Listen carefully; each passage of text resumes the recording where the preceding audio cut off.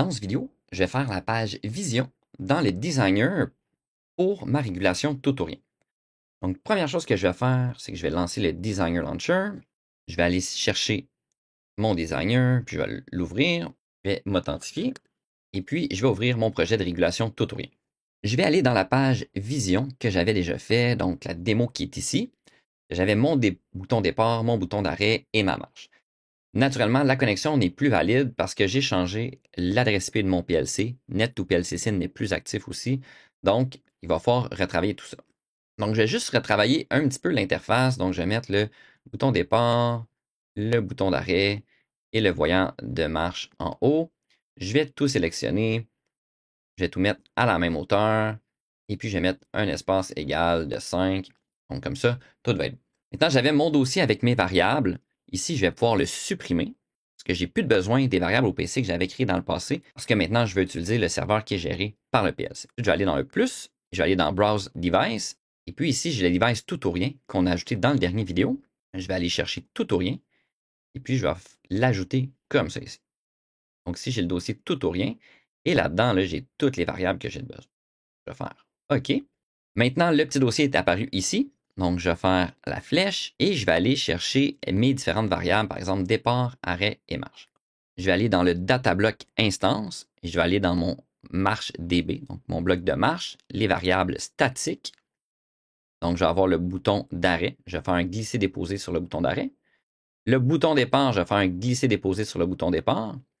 Et dans la sortie, le output, je vais faire un glisser-déposer sur la marche. Donc, avant d'aller plus loin, je vais sauvegarder mon projet, afficher mon bureau et je vais lancer le Vision Client Launcher pour pouvoir tester la page Vision. Donc, si je vais dans Régulation tout ou rien, Open, je vais m'authentifier, je vais aller dans TIA-Portal, je vais aller dans la main et je vais m'assurer que mon projet est bel et bien téléchargé. Finish, je vais faire Go Online, tout semble bon. Je vais faire Départ, le voyant départ s'active. Ici, je fais Arrêt, le voyant d'arrêt se désactive. Donc, la communication entre Ignition, donc ma page Vision et le PLC simulé, donc sur le simulateur, fonctionne bel et bien. Je vais retourner dans le Designer et maintenant, je vais travailler sur le reste, là, donc vraiment le réservoir, le haut niveau, le bas niveau et puis la vanne de niveau. Donc, pour ça, je vais aller chercher les variables qui sont ici. Donc, c'est ça que j'ai besoin d'afficher. Donc, par exemple, mon LT01, mon LL01, mon HL01 et puis le LV01. Donc, ici, je vais aller dans le data block global. Je vais aller dans la section variables. Je vais commencer par mettre le LT01. Je vais faire un glisser-déposer. Je vais faire un display.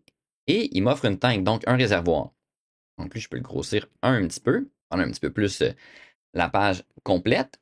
Ensuite, je vais vouloir mettre le haut niveau, que je vais mettre ici. Et lui, on va vouloir faire un contrôle, puis on va faire un numeric field. Donc, je vais pouvoir changer la valeur en écrivant dedans. Donc, on voit qu'elle est déjà à 50 comme on avait dans le PLC. Je vais faire la même chose avec le bas niveau qui est ici. Je vais mettre un contrôle. Mais c'est possible d'avoir d'autres fonctions, par exemple un slider, un spinner. Donc, je vais vous laisser le choix d'explorer un petit peu. Moi, je vais garder ça avec des textes qu'on peut ajouter. Je vais sélectionner les deux avec la touche contrôle et je vais les aligner à gauche là, pour qu'ils soient le plus alignés possible. Et ensuite, je vais avoir besoin de ma level valve que je vais venir mettre ici. Et lui, on veut afficher quelque chose et je vais mettre un multistate indicator. Un petit peu comme on l'avait fait pour le bouton marche, lui, je vais aller le modifier. Donc, on a l'option style qui est ici. Je vais cliquer ici pour l'ouvrir. Et le texte, au lieu de mettre on-off, je vais mettre le nom de la valve, donc LV01. Et même quand on est on, on veut quand même afficher le LV01. Comme ça, il nous affiche c'est quoi la valeur. Puis, on va laisser gris ou blanc à 0 et vert quand elle va être active. Donc, ça va être correct comme ça. Ensuite, je vais ajouter des tuyaux pour montrer un petit peu par où que le fluide arrive.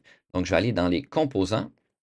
Je vais tout réduire et puis je vais aller dans le MISC et je vais aller dans Pipe Segment. Avec ça, je vais pouvoir tracer un tuyau. Je vais mettre un petit peu plus petit que ma vanne qui est ici. Et la vanne, là, elle est cachée. Je vais vouloir la mettre au premier plan. Donc, je clique sur le premier plan. Je vais sélectionner le tuyau et la vanne et je vais les centrer comme ça. Ça va avoir l'air plus joli. Et ensuite, je vais aller rechercher un tuyau que je vais pouvoir mettre dans l'autre sens, comme ça ici. je vais sélectionner les tuyaux et je vais les tasser pour les aligner. J'aimerais peut-être que ce tuyau-là soit au centre de mon réservoir. Donc, avant de tout ajuster, je vais les centrer comme ça. Et voilà.